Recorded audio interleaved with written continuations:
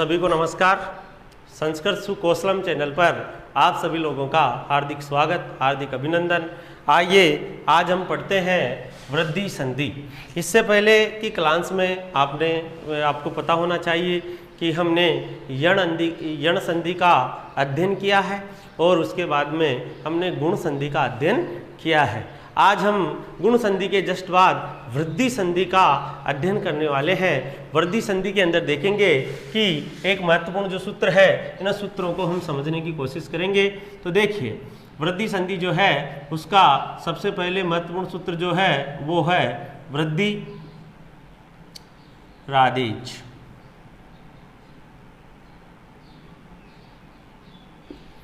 वृद्धि रादेज सूत्र है। जिस प्रकार से गुण संधि में हम लोगों ने देखा कि गुण संधि के अंदर एक तो सूत्र था अधीन गुण है और एक सूत्र था आद गुण है, दो सूत्र थे। उसी प्रकार से वृद्धि संधि के अंदर भी दो सूत्र है, एक सूत्र तो है वृद्धि रादेज और एक सूत्र है वृद्धि रेची। तो देखिए दोनों सूत्र क्या क्या कार्य करते हैं तो हम उनको समझ पाएंगे। तो वृद्धि रादेज जो सूत्र है ये क्या कहता है, तो इसको हम देखेंगे तो हम लिखेंगे कि इसको अलग अलग करो तो क्या होगा। एक हुआ वृद्धि ही, फिर क्या हुआ आत, फिर क्या हुआ एच। इससे पहले हम इधर की साइड कुछ लिखते हैं।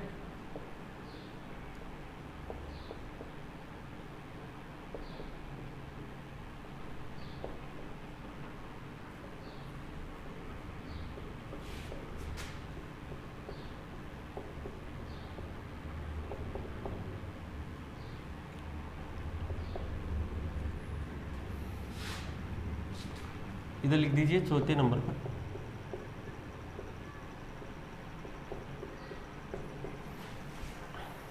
यह है माहेश्वरी सूत्रों के अंदर हमने देखा था, चार महत्वपूर्ण सूत्रों के अंदर अचह स्वरा ऐसे लेकर के च तक जो है स्वर है उनका वर्णन किया गया था, तो इसलिए कहा गया अचह स्वरा। तो देखिए ये क्या कहती है, ये जो सूत्र वृद्धि रादेज, ये सूत्र क्या कहता है इसको हम समझेंगे कि वृद्धि ही, वृद्धि यानी क्या होगा कि वृद्धि यानी होता है वृद्धि हो जाती है। वृद्धि यानी क्या होगा, वृद्धि हो जाती है। किसकी वृद्धि हो जाती है या वृद्धि संज्ञा का अक्षर कौन कौन से हैं, तो वृद्धि आत। कल भी जब मैंने गुण संधि पढ़ाई थी तो गुण संधि में सूत्र था अधीन गुण है, उस समय मैंने कहा था अत आया था, अत एंग और गुण है। तो अत आया था तब मैंने बोला था कि तय पर तत्काल सूत्र, जिस वर्ण के बाद में तय लग जाए तो इसका मतलब ये समझेंगे कि सिर्फ और सिर्फ उसी अक्षर का वो बोध कराता है। उसका मतलब ये नहीं होगा कि जैसे कि अ है तो अ का मतलब अ के बाद में अगर तय लग जाए तो अ का मतलब अ होगा, न कि अ के अलावा बाकी 18 स्वर नहीं होंगे। उसी प्रकार से देखिए यहाँ पर आत आया, हमने यहाँ से निकाला, यहाँ आत आया तो आत में तय पर तत्काल है। ये तय जो आया है वो इस तत्काल उस समय के आ का ही बोध कराता है, तो यहाँ पर आ हो जाएगा। आत का मतलब क्या होगा, यहाँ पर आ होगा। और देखिए एच क्या है, एच एक प्रत्याहार है और एच प्रत्याहार के अंदर कौन कौन से वर्णों की गणना की जाती है, इसके लिए हमें माहेश्वरी सूत्रों को देखना होगा। तो हम देखते हैं ए से लेकर के च तक के वर्णों का ग्रहण एच प्रत्याहार में किया गया है। अब ए से लेकर के च तक के वर्ण कौन कौन से हैं, तो देखेंगे हम ऐ उण नहीं है, ए ओंग ये ए था, ये ऐ है, समझ रहे हो, ये ऐ है। यहाँ पर क्या है ए है तो इसका भी गणना नहीं हुई, तो यहाँ से होगा एच प्रत्याहार में क्या क्या आएगा, ऐ औ और च, ये अक्षर आए। तो एच प्रत्याहार में किन वर्णों का ग्रहण किया गया, ऐ और औ का, इन सिर्फ दो वर्णों का ग्रहण किया गया है। तो ए हमने यहाँ आत का मतलब आ लिखा और एच का मतलब अब आप बताइए क्या लिख सकते हैं। तो यहाँ पर ऐच का मतलब क्या होगा, सिर्फ और सिर्फ ऐ और औ। कौन कौन से वर्ण हुए, ऐ और औ। तो देखिए ये जो है, ये जो आपको क्लियर हो जाएगा वृद्धि रादेज सूत्र क्या कहता है। हमने अलग अलग कर दिया कि वृद्धि ही हो जाती है, किसकी वृद्धि हो जाती है या वृद्धि संज्ञक वर्ण कौन कौन से हैं। तो इन्होंने कहा कि वृद्धि संज्ञक जो वर्ण है वो है एक तो आ, एक क्या है ऐ और एक क्या है औ। पूछा जाए तो कि वृद्धि संज्ञक वर्ण कौन कौन से हैं, किन किन की वर्दी संज्ञा हो जाती है, या वर्दी संज्ञक अक्षर कौन कौन से हैं, तो हमें बताना होगा आ, आई और औ। ये तीन ही अक्षर है। जैसे कि हमने गुण संधि में देखा था कि गुण संज्ञक वर्ण कौन कौन से हैं, किन किन की गुण संज्ञा हो जाती थी, तो उस समय हमने देखा था अधिंग गुण सूत्र से कि ए, उसमें गुण संज्ञा में क्या होते, क्या क्या गुण संज्ञक वर्ण कौन कौन से थे, ए था, ए था और ओ था। ये गुण संज्ञक वर्ण थे। ये सब क्या थे, गुण संज्ञक थे। गुण संधि में जब हमने पढ़ा तो हमें पाया कि ये गुण संज्ञक वर्ण थे। लेकिन अब देखिए यहाँ वृद्धि संज्ञक वर्ण कौन कौन से हैं, आ, आई और औ। ये कौन से वर्ण है, ये सारे के सारे वर्ण वृद्धि संज्ञक वर्ण है। जैसे कि गुण संज्ञक वर्ण जो थे उससे हमें पता चलता था कि गुण संज्ञक में जब संधि करेंगे तो अंत में क्या निष्पन्न होकर के आएगा, क्या तो ए निष्पन्न होकर के आने वाला है, या ए निष्पन्न होकर के आया था, या ओ निष्पन्न होकर के आया था। जैसे कि हमने देखा था रमेश में ए निष्पन्न होकर के आया, परोपकार में ओ, पर प्लस उपकार में ए और उ मिलकर के ओ निष्पन्न होकर के आया था। उसी प्रकार से वृद्धि संधि के अंदर या तो आ निष्पन्न होगा, या आई निष्पन्न होगा, या औ निष्पन्न होगा। तो हम जिस प्रकार से देंग गुण में हमने लिखा था कि ये गुण संज्ञा विधायक सूत्र है, तो इसी प्रकार से हम वृद्धि राधेज को क्या कह सकते हैं कि ये वृद्धि संज्ञा विधायक सूत्र है। ये वृद्धि संज्ञा विधायक सूत्र है। ये वृद्धि संज्ञा करता है विधायक सूत्र है। वृद्धि संज्ञा करता है दो सूत्र है। जिस प्रकार से पूछा जाता है गुण संज्ञा विधायक सूत्र कौन सा है, और आप लोगों ने बताया था अध्ययन गुण है। उसी प्रकार से पूछा जाए वृद्धि संज्ञा विधायक सूत्र कौन सा है, तो आपको बताना होगा वृद्धि राधेज। वृद्धि राधेज जो है वो वृद्धि संज्ञा विधायक सूत्र है। और वृद्धि संज्ञा किन किन वर्णों की हो जाएगी, आपको पूछा जाए, आपके ऑप्शन दे दिया जाए ए ओ या आ, आई, औ, तो कौन होगा, तो आपको बताना होगा वर्धिक संज्ञक जो वर्ण है वो एक तो आ है, एक आई है और एक औ है। इन तीन ही वर्णों की वृद्धि संज्ञा होती है। अर्थात हम जब वृद्धि संधि में संधि का कार्य करते हैं तो ये तीन ही वर्ण निष्पन्न होकर के हमारे सामने आते हैं। ये तीन ही वर्ण है जो हमारे सामने निष्पन्न होकर के आएंगे। तो ये वृद्धि राधेज जो सूत्र है वो कौन सा सूत्र है, तो हम कहेंगे कि ये वृद्धि संज्ञा विधायक सूत्र है। तो देखिए आगे समझने की और कोशिश करते हैं। पहला सूत्र तो आपके सामने ये था वृद्धि राधेज, और दूसरा जो सूत्र है वो है वृद्धि रेची। क्या है, वृद्धि रेची, ये दूसरा सूत्र है। इसमें तो हम इसको भी देखेंगे वृद्धि रेची। देखिए ये लिख दीजिए आप वृद्धि रेची, आपने लिखा वृद्धि रेची। तो इसका भी हम थोड़ा सा सूत्र का जो है संधि विच्छेद करेंगे, वर्णों को अलग अलग करेंगे, तो आप लोग क्या पाते हो वो देखते हैं कि वृद्धि, वृद्धि का मतलब क्या होगा, वृद्धि का मतलब होगा वृद्धि ही।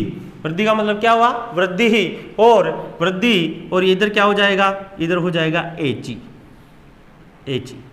ये देखिए इधर और इधर थोड़ा सा ध्यान दीजिए, यहाँ पर आई की मात्रा है इसलिए एच लिखा ना एच, और यहाँ पर ए की मात्रा है न कि आई की, इसलिए एच ऐसा आएगा। ध्यान दीजिए एच को तो आप ऐसे लिखोगे, ए को ऐसे लिखोगे और आई को ऐसे लिखना होगा, ठीक है। और जब ये किसी वर्ण के ऊपर आ जाते हैं तो ये आई है ना, दो बिंदुओं से द्योतित होती है, दो बिंदुओं के द्वारा अपने आप को बताती है। यहाँ पर तो एक ही अर्थ है, और ये जब ये कहाँ पर होगा, ये जैसे एक किसी वर्ण के ऊपर आती है ना स्वर, तो इसको ऐसे एक वर्ण के द्वारा, एक डंडे के द्वारा ही द्योतित किया जाता है। ये सामान्य ध्यान की बात रखनी चाहिए हमें। तो मेरा कहने का मतलब ये था कि वृद्धि रेची जो सूत्र है, ये वृद्धि रेची क्या करता है, वृद्धि रेची ये जैसे वृद्धि संज्ञा विधायक सूत्र था ना, लेकिन ये वृद्धि संधि कार्य करता है। वृद्धि संधि का कार्य करता है, वृद्धि संधि का कार्य करता है। देखिए इनमें क्या अंतर है, इनमें अंतर है वही अंतर है जिस प्रकार से हमने अध्ययन गुण और आद गुण सूत्र में देखा था। अध्ययन गुण संज्ञा विधायक सूत्र था और आद गुण संधि का कार्य करता था। आद गुण कहता था कि ए या के बाद ई उ री ली हो जाए तो उनके स्थान पर गुण होगा। गुण कौन कौन से थे, ए ओ, इन तीनों में से कोई एक होगा। उसी प्रकार से ये वृद्धि रेची सूत्र क्या कहता है, ये वृद्धि संधि का कार्य करता है। वृद्धि संधि का कार्य का मतलब है कि वृद्धि रेची सूत्र सिर्फ हमें ये बताता है कि वृद्धि संधि कहां पर होगी। ये सूत्र में बताता है कि ए या आ के बाद अगर ए ओ आई औ हो तो वहां पर वृद्धि संधि का कार्य होता है, अर्थात इन वर्णों की वृद्धि संज्ञा हो जाती है। और ये सूत्र में बताता है कि वृद्धि संज्ञा में आने वाले वर्ण कौन कौन से हैं। ये सूत्र में बताता है कि वृद्धि संज्ञा में आने वाले वर्ण जो है वो आ, आई और औ है। ये वृद्धि रेची, आगे इसको और समझते हैं तब आप अपने क्लियर होगा कि वृद्धि, इसका हम अलग अलग करते हैं वृद्धि रेची को। तो क्या होगा, एक तो हुआ वृद्धि ही और एक हमारे सामने आया एची। तो देखिए एची, एची सप्तमी विभक्ति है एची में, और उससे पहले हम बता चुके थे जब यण संधि पढ़ी थी कि जहाँ जहाँ पर भी सप्तमी विभक्ति का निर्देशन किया गया है तो सप्तमी विभक्ति का षष्ठी विभक्ति तो कहती है के स्थान पर, जहाँ षष्ठी विभक्ति आई, जैसे कि इको यणची आया था तो इका में षष्ठी विभक्ति थी तो उसने क्या कहा कि इक यानी क्या होगा, इक के स्थान पर। षष्ठी विभक्ति जहाँ होगी वहाँ के स्थान का प्रयोग किया जाता है, और जहाँ सप्तमी विभक्ति होती है वो कहती है उससे पूर्व, उससे पूर्व, ऐसा वो बताती है। तो एची, अब एची में सप्तमी विभक्ति है। इससे भी पहले हम ये देखेंगे कि एची का मतलब है एच प्रत्याहार। ये एच प्रत्याहार, एच प्रत्याहार में कौन कौन से वर्ण आते हैं, तो हमने देखा कि एच प्रत्याहार में आया ए, ओ, ऐ और औ। ऐसे लेकर के च तक के वर्ण एच प्रत्याहार के अंदर गणना की गई है। वो वर्ण कौन कौन से हैं, एक तो है ए, एक है ओ, एक है ऐ और एक औ। तो हम यहाँ लिख सकते हैं ना, एची का मतलब क्या होगा, ए, ओ, ऐ और औ, ऐसा हम लिख सकते हैं। एची का मतलब क्या होगा, ए, ओ, ऐ और औ। अब ये क्या कह रहा है कि ए, ओ, ऐ और औ की क्या हो जाती है, वृद्धि रेची सूत्र क्या कह रहा है, ए, ओ, ऐ, औ की क्या हो जाती है, इनकी वृद्धि वृद्धि वृद्धि कार्य हो जाता है, वृद्धि संधि का कार्य हो जाता है। कि कब हो जाता है, तो देखिए हमने कल भी पढ़ा था जब मैंने कहा था इको यणची सूत्र सबसे पहले आया, उसके बाद में आया था हमने देखा आद गुण आया था। आद गुण सूत्र कहता था ए या आ के बाद क्या हो, तो मैंने कहा था इको यण अची से अची ले लो, अर्थात स्वर परे हो तो अची ले लिया था उससे अपन ने। उसी प्रकार से हम यहाँ पर क्या लेंगे, अनुवर्ती लेंगे। हमने कल पढ़ा था आद गुण, आद गुण पिछली क्लास में जब पढ़ा था तो हमने देखा था आद गुण सूत्र आया था। तो आद गुण से क्या होगा, हमें यहाँ से आ लेना है, क्या लेना है, आ लेना है, आद गुण की अनुवर्ती में लेना है। क्योंकि जो अष्टाध्याय के अंदर सबसे पहले इको यणची है, उसके बाद में गुण है और उसके बाद में वृद्धि संज्ञक सूत्र है। तो आद गुण सूत्र जो था उससे हमें आ का अनुवर्ती का ग्रहण करना है, हमें आ लेना है। और आ का मतलब हमने क्या पढ़ा था, ए या आ। तो देखिए यहाँ पर क्या होगा कि ए या आ के बाद, ए या आ के बाद, ए या आ के बाद ए, ओ, ऐ, औ हो, तो इनका क्या हो जाएगा, वृद्धि कार्य हो जाएगा, अर्थात वृद्धि संधि हो जाएगी। ऐसे समझिए ये सूत्र क्या कह रहा है, मैं बता चुका हूं कि वृद्धि रेची, रेची का मतलब हमने क्या किया, एची, एच प्रत्याहार लिया। एच प्रत्याहार में कौन कौन से वर्ण आते हैं, एच प्रत्याहार में हमने माहेश्वरी सूत्रों में से लिया ए, ओ, ऐ और औ, ये चार ही वर्णों का ग्रहण किया गया है। ए या आ कहां से लिया, आद गुण का आ या आ की अनुवर्ती हमने स्वीकार की। तो वृद्धि रेची सूत्र का अर्थ क्या होगा कि ए या आ के बाद, और लिखाएंगे विस्तार से लिखाएंगे, अभी मैं समझा रहा हूं। ए या आ के बाद क्या हो, ए, ओ, ऐ और औ हो, तो क्या हो जाएगा, वृद्धि कार्य हो जाता है। कौन सा कार्य हो जाएगा, वृद्धि कार्य हो जाता है। अब वृद्धि कार्य, वृद्धि संज्ञा हो जाएगी या वृद्धि संधि हो जाएगी, तो ए या आ के बाद ए, ओ, ऐ हो, औ हो, तो वृद्धि कार्य हो जाता है। अब आपको पता होना चाहिए कि वृद्धि क्या है, वृद्धि क्या है। तो हमने पढ़ा था कि आ, ऐ और औ, ये तीन ही क्या है, वृद्धि है। लिख रखा है मैंने, आ, ऐ और औ, ये तीन ही वृद्धि है, ये तीन ही क्या है, वृद्धि है। तो अब देखिए, अब क्वेश्चन ये उठा कि जब इधर तो ये चार वर्ण है, ए या के बाद ए हो, ए या के बाद ओ हो, ए या के बाद ऐ हो, ए या के बाद औ हो, तो किसके स्थान पर क्या होगा, इधर तो आपने तीन ही वर्ण दे रखे हैं, किसके स्थान पर क्या होगा। तो जिस प्रकार से हमने गुण संधि को समझा था उसी प्रकार से हम वृद्धि संधि को भी समझेंगे। तो आइए देखते हैं, मैं यहाँ लिख देता हूँ कि देखिए वृद्धि कार्य कौन कौन से सूत्रों की होती है, आ की, ऐ की, कौन कौन से वर्णों का होता है, और औ की। अब हमें पहले जैसे गुण संधि में किया था वैसे पता लगाना पड़ेगा। इसका उच्चारण स्थान क्या है, अकु है, विसर्जनीय नाम कंठ है। इसका क्या था, ए देतो कंठ तालु, और इसका औ का क्या है, ओ दोतो कंठ ओष्टो।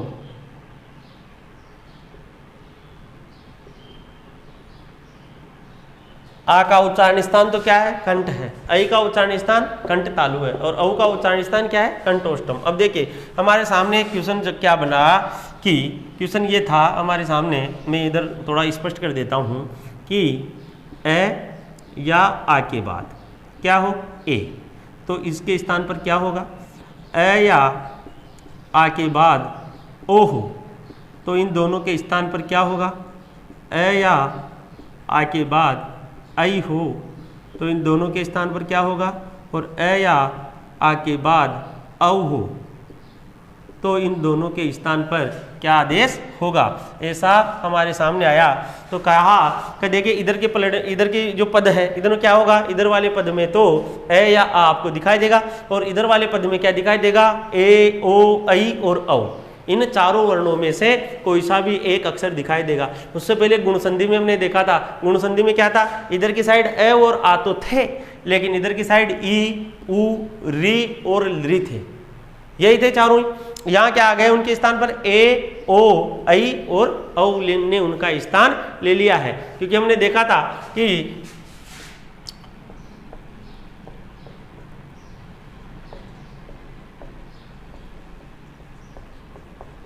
यही तो स्वर होते हैं। तो हमने यण संधि उसके अंदर गुण संधि में तो इन चारों को पढ़ लिया, अब बचे कौन से, ये चार ही तो बचे, तो अब इनको हम वृद्धि संधि के अंदर पढ़ रहे हैं। तो देखिए अब क्वेश्चन ये उठा कि ए या आ के बाद अगर ए हो तो वृद्धि हो जाती है, और हमें पता चला कि वृद्धि राधेच सूत्र कहता है कि तीन ही अक्षर ये वो है जिनकी वृद्धि संज्ञा हो जाती है, और वो तीन सूत्र तीन वर्ण कौन कौन से हैं, एक तो है आ, एक है ऐ और एक है औ।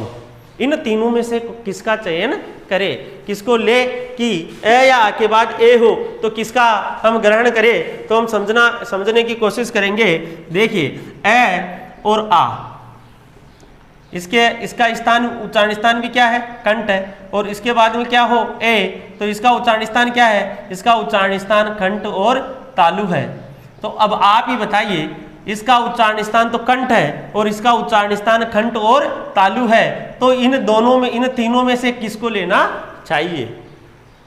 ए या आ के बाद ए हो तो ए, इन दोनों के स्थान पर वृद्धि संज्ञा हो जाती है, और आपको पता होना चाहिए वृद्धि संज्ञा के सूत्र वर्ण कौन कौन से, आ, ऐ और औ। तब हमने सोचा कि अब इन तीनों में से किस वर्ण को लें, तो हमें पता चला कि आ का उच्चारण स्थान तो कंठ था और इसका ए का उच्चारण स्थान कंठ तालु है, और हमने इधर देखा तो ऐ का उच्चारण स्थान कंठ तालु है, औ का भी उच्चारण स्थान कंठ ओष्ठ है। तो हमें पता चला कि इस ए या आ का तो कंठ तो है ही, उसके साथ साथ इसका कंठ तालु है, किसका, ऐ का कंठ तालु है, तो और इसका तो मात्र कंठ ही है, ए या आ का तो क्या है, मात्र कंठ है, लेकिन ऐ का ये जो ए है इसका कंठ भी है और तालु भी है। तो किस वर्ण को ग्रहण करना चाहिए, आ का हम ग्रहण नहीं कर सकते। क्यों नहीं कर सकते थे, क्योंकि कंठ तो है लेकिन इसके साथ तालु नहीं है। औ का हम ग्रहण नहीं कर सकते क्योंकि कंठ तो है, दोनों का कंठ तो है लेकिन इनमें ओष्ठ नहीं है। अब हम ऐ का ही ग्रहण करेंगे क्योंकि यहाँ पर कंठ भी है और इसमें कंठ तालु भी है। समझ रहे हो, कंठ तालु है ना ये इसका उच्चारण स्थान। तो यहाँ पर ए या आ के बाद अगर ए हो तो इनके स्थान पर क्या आदेश हो जाएगा, ऐ आदेश हो जाएगा। आप यहाँ पर लिख सकते हो, यहाँ पर ए या आ के बाद ए हो तो ए के स्थान पर क्या आदेश हो जाएगा, ऐ आदेश हो जाएगा। उसी प्रकार से हम आगे देखेंगे कि ए या आ के बाद ओ हो तो इनके स्थान पर क्या होना चाहिए, क्योंकि इसका उच्चारण स्थान तो कंठ है और ओ का क्या है, ओदतो कंठ ओष्टम, ओदतो कंठ ओष्टम। और जब हमें पता चला कि ए या आ का कंठ तो है, ये नहीं हो सकता क्योंकि इसका ओष्ठ भी है, तो ये नहीं हो सकता। इसका तालु है जबकि इधर ओष्ठ आ रहा है, हमने देखा तो इसका कंठ भी है और ओष्ठ भी है, तो इसकी वृद्धि संज्ञा किसकी हो जाएगी, औ की हो जाएगी। तो हम ए या आ के बाद ओ हो तो हम इसके स्थान पर क्या करेंगे, औ होगा। और उसी के हिसाब से अगर आप मिलान करोगे तो आप पाओगे कि ए या के बाद ऐ हो तो क्या हो जाएगा, ऐ हो जाएगा, और इसका भी क्या हो जाएगा, औ आदेश हो जाएगा। अगर आप इसे सर्च करके देखना चाहते हो तो देख सकते हो, जैसे कि लिख देता हूं मैं, ऐ आया तो इसका क्या होगा, क्योंकि इसका कंठ है और एदे तो कंठ तालु में हमने देखा था ए और ऐ का उच्चारण स्थान क्या होगा, कंठ तालु था, और हमने पाया इधर कंठ भी है तालु भी है, तो इसका मतलब इसका उच्चारण स्थान क्या हो जाएगा, इसके दोनों के स्थान पर क्या हो जाएगा, ऐ आदेश हो जाएगा। और आगे हम देखेंगे तो ए या आ के बाद अगर औ हो तो हमें मिलेगा कि इसके स्थान पर भी ये वाला औ आदेश हो जाएगा, क्योंकि इस औ का उच्चारण स्थान क्या है, कंठ प्लस ओष्ठ है, और इस ए और आ का उच्चारण स्थान क्या है, कंठ है। तो देखिए हम सामान्यतः इतना सा समझ सकते हैं, सामान्यतः हम समझ सकते हैं। अब ये हमारे सामने निष्पन्न होकर के ये आया है, तो हम सामान्यतः दोनों सूत्रों को स्पष्ट कर चुके हैं। सामान्यतः एक बार फिर से हम इन दोनों सूत्रों को समझने की कोशिश करेंगे। परीक्षाओं में पूछा जाता है वृद्धि संज्ञा विधायक सूत्र कौन सा है, उस समय हमें बताना होगा कि वृद्धि संज्ञा विधायक सूत्र जो है वो वृद्धिरादेश है। वृद्धि संज्ञा विधायक सूत्र क्यों है, क्योंकि 3 वर्ण ऐसे हैं जिनकी वृद्धि संज्ञा ये करता है। इन्होंने कहा कि आ का मतलब क्या होगा, आ वृद्धि संज्ञक है, आ और एज का मतलब क्या होगा, एज प्रत्याहार में आने वाले ए और औ। तो आ ऐ और औ जो वर्ण है, आ ऐ और औ जो वर्ण है वो क्या है, वो वृद्धि संज्ञक वर्ण है। इसलिए वृद्धिरादेश सूत्र कहता है कि इनकी वृद्धि संज्ञा हो जाती है, इनकी वृद्धि संज्ञा हो जाती है, आ ऐ और औ की वृद्धि संज्ञा हो जाती है। उसके बाद में वृद्धिरेची सूत्र कहता है, क्या कहता है कि ए या के बाद अगर ए ओ ऐ और औ कर्मशः हो तो उनके स्थान पर क्रमशः ऐ औ आदेश हो जाता है। इसको हम हिंदी अर्थ लिखते हैं। आइए इनका हम हिंदी अर्थ लिखने की कोशिश करेंगे।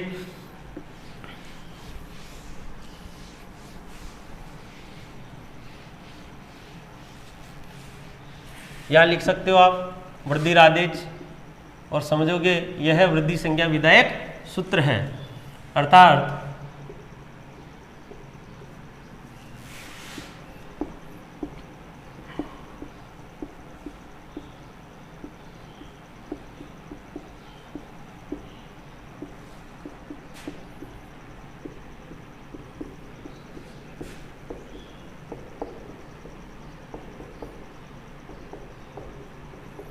यह वृद्धि संज्ञा विधायक सूत्र है, अर्थात आ ऐ और औ की वृद्धि संज्ञा हो जाती है। पूछी जा सकता है वृद्धि संज्ञा किन किन वर्णों की होती है, अर्थात वृद्धि संधि में कौन कौन से अक्षर निष्पन्न होते हैं। जब आप वृद्धि संज्ञा में देखोगे तो आप लोगों को क्या होगा, या तो ऐ दिखाई देगा, या आपको औ दिखाई देगा, या आई आप लोगों को दिखाई देगा। जब उदाहरण होंगे तो हम समझेंगे।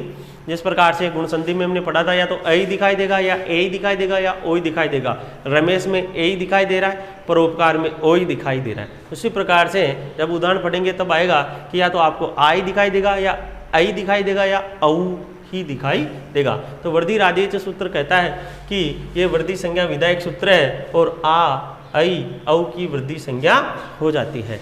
उसके बाद में हम लिख सकते हैं, उसके बाद में हम लिखेंगे वृद्धिरेची।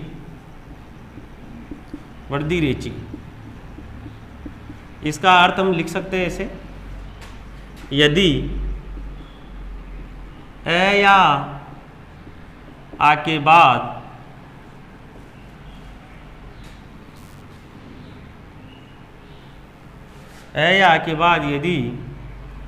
यदि लिख दीजिए,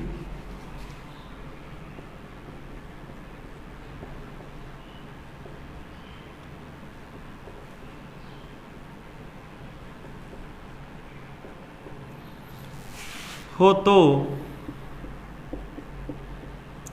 उन दोनों के स्थान पर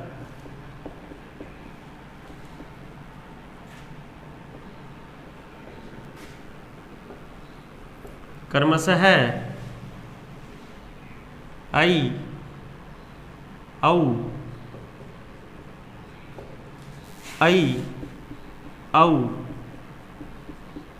आदेश हो जाता है।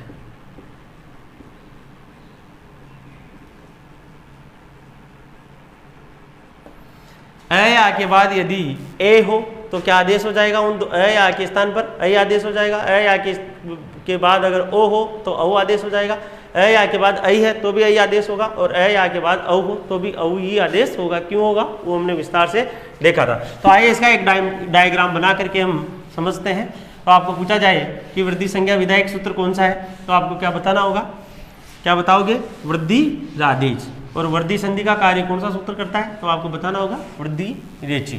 तो देखिए हम यहाँ पर एक सामान्यतः एक डायग्राम बना सकते हैं और यहाँ लिख सकते हैं कि ए या आ के बाद क्या हो, अगर ए हो तो इसके इन दोनों के स्थान पर होगा इन दोनों के स्थान पर क्या आदेश हो जाएगा, आई।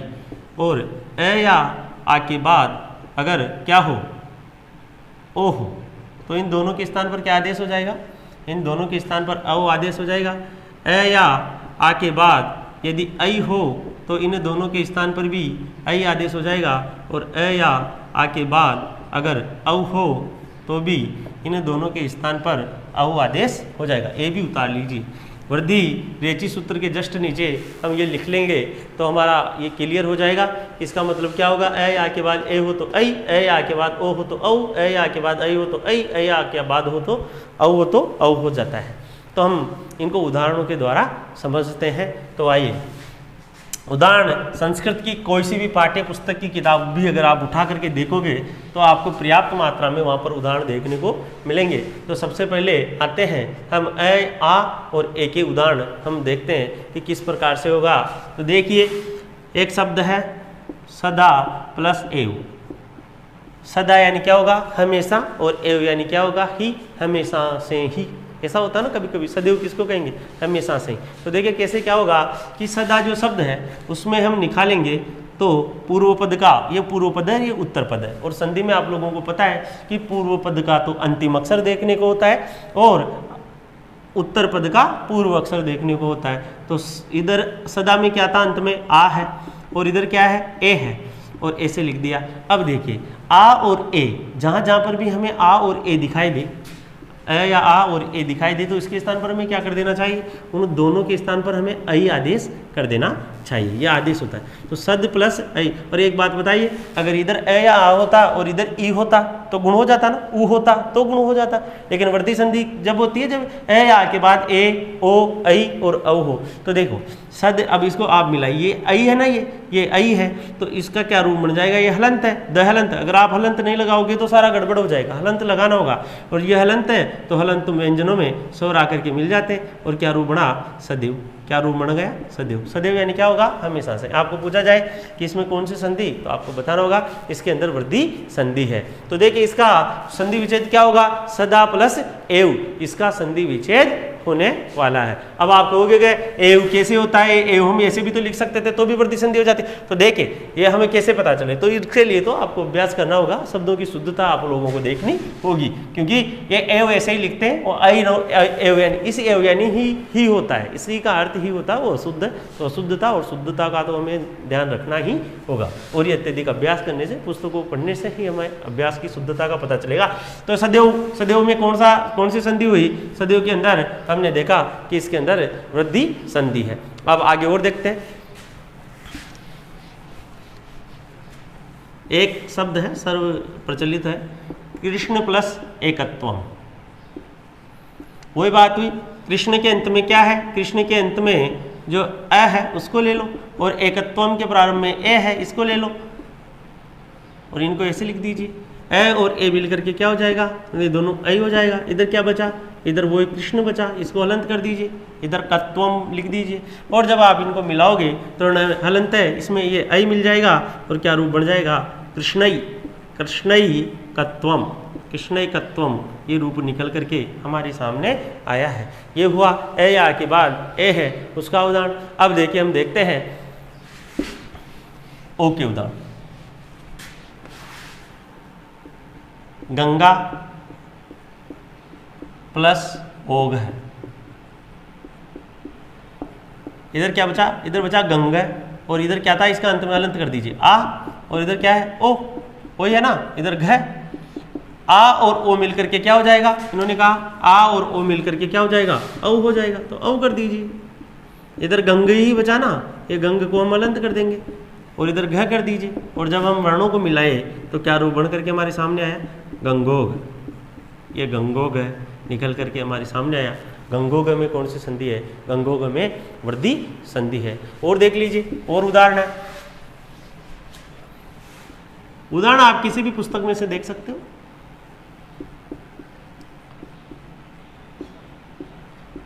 तंडुल ओदनम, चावलों का जो ओदन है, चावलों से जो भात पकाया जाता है, भोजन बनाया जाता है। तंडुल यानी चावल होते हैं, ओदनम चावलों से बना हुआ जो ओदन है।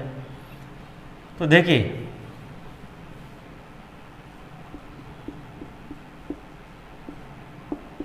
तंडुल में से ए निकालिए, ओधनम। अब हम सोचेंगे ए और ओ मिलकर के क्या हो जाएगा, कहा कि ए या ओ आए और ओ आए तो उनके स्थान पर क्या कर दीजिए, औ कर दीजिए। अगर ई ऊ रील री होता तो गुण संधि हो जाती, अगर आगे आगे आ जाता तो दीर्घ संधि हो जाती। ओ आया है तो कौन सी संधि हो जाएगी, वृद्धि संधि हो जाएगी। तो आप क्या कर दोगे, तंडुल प्लस औ प्लस धनम, और जब हम इनको मिलाए तो क्या रूप बन जाएगा, तंडुलोदनम। वृद्धि हो गई ना, ए और ओ की वृद्धि क्या हुई, ए और ओ की जो वृद्धि है वो औ हुई, और क्या रूप बना, तंडुलोदनम हमारे सामने बनकर के आया। उसी प्रकार से ए या आ और ए के उदाहरण भी हम देख सकते हैं।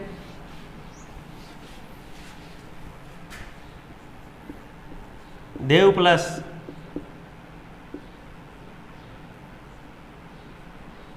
ऐश्वर्यम। अब देखिए देव में क्या है, देव देवताओं का ऐश्वर्यशाली था, देवताओं की ऐश्वर्यशाली था, तो देव के अंत में क्या है, ए, तो ए निकाल लीजिए। ऐश्वर्य के प्रारंभ में आई है तो उसको ले लीजिए, ए और आई मिलकर के क्या हो जाएगा, आई हो जाएगी।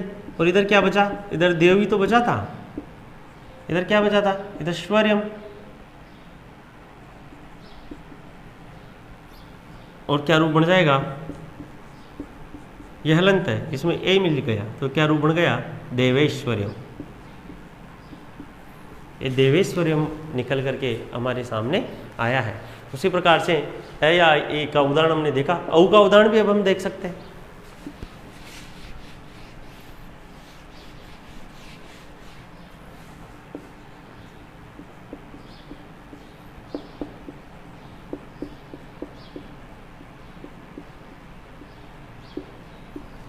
कृष्ण प्लस औत्कंठ्यम, कृष्ण प्लस औत्कंठ्यम को हम समझने की कोशिश करेंगे।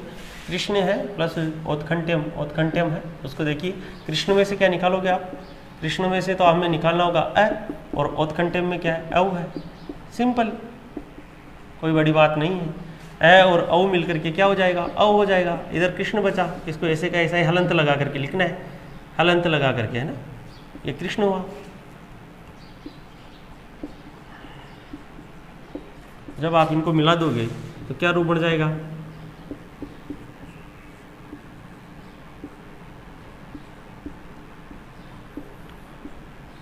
इस प्रकार से आपकी वृद्धि संधि कंप्लीट हुई। और बाकी जो उदाहरण है वो आप अन्य पुस्तकों के अंदर से देख सकते हो, सोल्व कर सकते हो। समझ में नहीं आए तो कमेंट बॉक्स में कमेंट कर सकते हो, उसका जहाँ तक होगा आंसर देने की कोशिश की जाएगी।